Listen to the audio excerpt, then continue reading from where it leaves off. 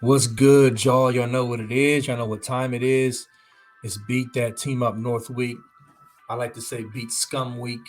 Either way you slice it, it's time to go. We've been waiting all year for this, all season for this game, and it's finally here. Sadly, the season feels like it went so fast, but it's all worth it. But we can go ahead and get this dub on this upcoming Saturday. This is the first of a three-part series I'm going to do for this week. It's a special week, so we really got to get it in. Um, Shout out to the good folks over at Buckeye Scoop for collaborating with Buckeye Sports Talk with B. Moses. You can find my page on Facebook, Buckeye Sports Talk with B. Moses. Same on Instagram. My Twitter is bmoses30. Make sure you follow me on all of those platforms, and let's get it. So, in this first video, I really want to address some false narratives going into this game that just are annoying because they're false narratives. At the very least, they're overblown narratives. So, a few things I want to touch on. Number one, the soft and no toughness issue that kind of spun from the loss up in Ann Arbor last year. Now, if you're like me, you rewatch the games, right? But unfortunately, after talking to a lot of people and just kind of, surveying, a lot of people don't rewatch the games, especially games that that their team lost.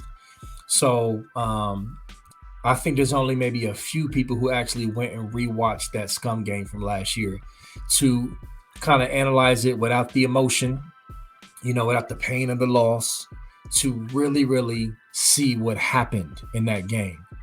And so I've done that several times, breaking down every play, watching what's happening on every play.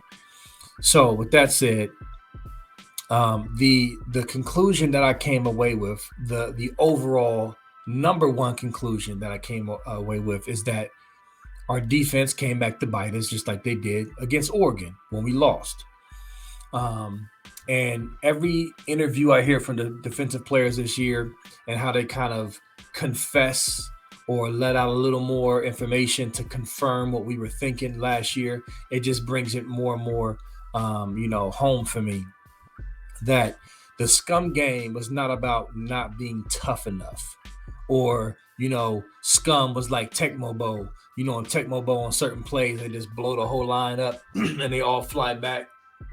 That's what you would think happened talking to some of the media, and unfortunately, some of the Ohio State media perpetuating this false narrative of Ohio State, just being blown off the ball every play and just soft.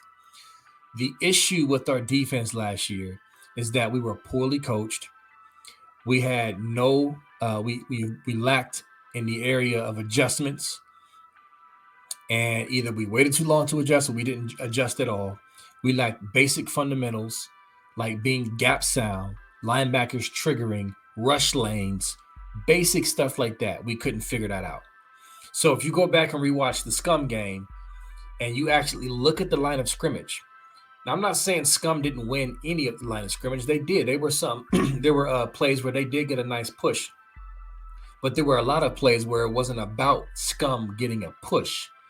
Matter of fact, there was plays where our D line got a nice push, but our linebackers weren't triggering. They were lost. They were caught up in the wash. They were looking like complete goofies out there trying to defend that run. It looked like we never saw a pulling guard before. So when I hear Still Chambers in an interview last week say last year things were kind of, I believe he said, fuzzy, and we weren't really sure of what we were doing, that just confirms what I was seeing on tape. Not just a bunch of guys getting out physicaled, but a bunch of guys, especially our linebacker core, which is essentially important to stopping that run, Scum's rush offense, was just completely lost. And then, of course, we were in a nickel majority of the time, and our safety play wasn't as good as it is this year for them to come up and run support and help out. It's even against Oregon, it wasn't about toughness per se. It was about assignment. It was about, do you know what a crack replace is? Oh, I never heard of that.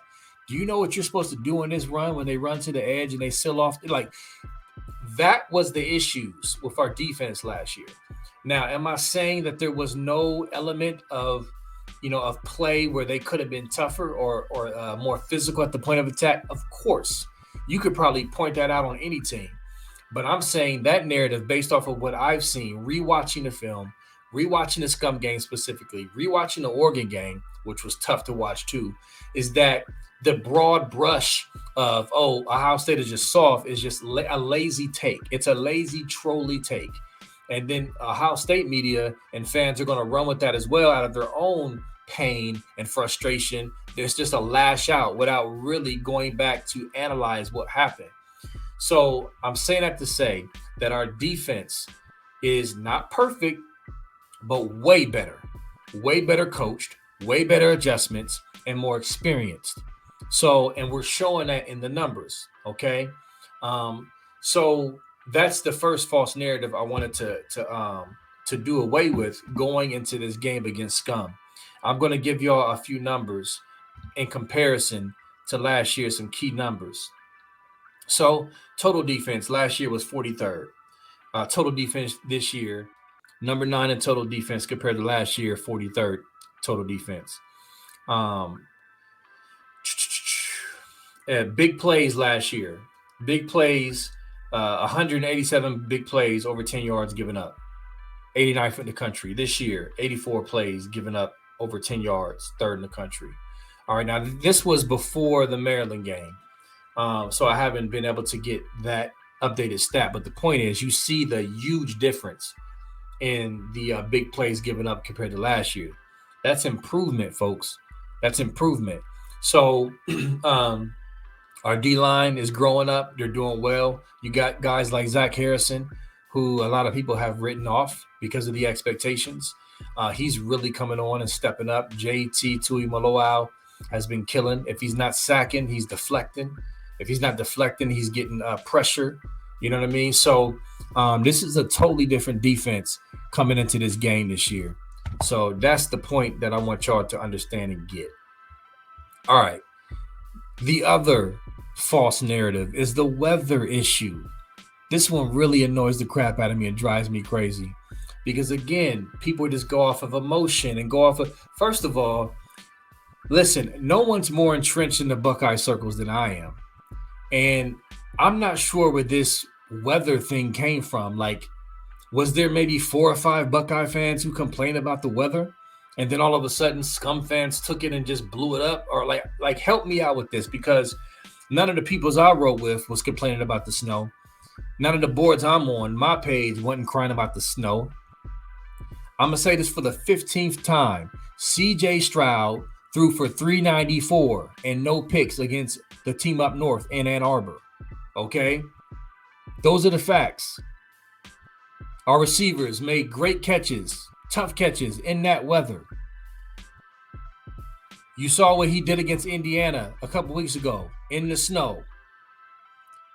The only issue that you're going to have majority of the time with weather is high winds like we had in Northwestern, hurricane level winds where nobody can throw. I don't care who you are. You're not throwing efficiently in that weather. Indiana, I was there a couple years ago. Actually, it was last year at Indiana, pouring down rain, still throwing accurate dimes. This weather narrative is silly and goofy too. It just is. So, at the end of the day, what matters is that Ohio State has to win this game, period. Because when you lose to that team, you're basically at the mercy of whatever goofy narrative, is being put out there. So I'm just saying facts don't care about your emotions and your feelings, but at the same time, we got to go handle business, because when you take an L, then you got to deal with this goofiness. So this is just part 1 of 3 parts that I mentioned I'll be covering. But I wanted to mention one more thing about OSU can't run the ball or stop the run. I wanted to go over a few numbers with that as well, because that's also a false narrative. So, first of all, we're the number 15 rush defense in the country. Okay. Last year we were not good against the run. I don't have the number in front of me, but it was bad. All right. So we're stopping the run enough. We're a top 25 rush defense, top 15 rush defense. That's a vast improvement from last year.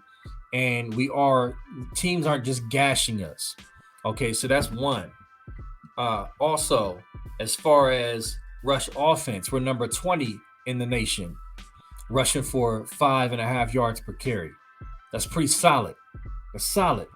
Now, the issue has been play calling, spottiness with the execution from the O-line to the running backs. You can contribute that to the in and out injuries of Henderson out one day, Maya went out one day. I mean, just there hasn't been a lot of cohesiveness with that unit. Matt Jones being hurt. You see, he went down last week against Maryland. So, but we've showed, depending on the type of runs we're doing, that's not stretch. We've struggled with stretch mostly and things on the edge. Okay, when it comes to up the middle, inside zone plays, trap plays, just up the middle plays, our line, they're asserting themselves and they're getting blocks. Okay, and they're opening up holes. And we were able to show that against Indiana, and we were able to show that against Maryland down the stretch with the freshman running back to be able to exploit that. So this notion that we just can't run the ball is not true. It's overblown. We need to be more consistent with running the ball, and we need to make sure that we call plays that put our guys in the best position to do what they can do best. All right.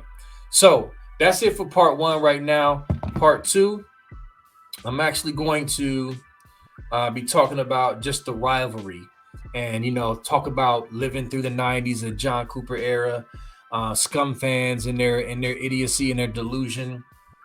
And then, talking about Ohio State fans who want scum to be good and all that other stuff. We're going to get into that in part two. But, yeah, appreciate y'all. I've been waiting for this game all year, y'all. So has Ryan Day. So has these players. All right. This is a huge one. I told y'all in one of my podcasts a couple weeks ago that Ryan Day is pushing all his chips into the middle. And y'all heard that quote from him in the press conference at the Maryland that he said all the chips go in now. So he must have heard me. You know what I mean? But it's time, y'all. And I'm feeling good. Time to handle business. Talk to y'all soon. Go Bucks.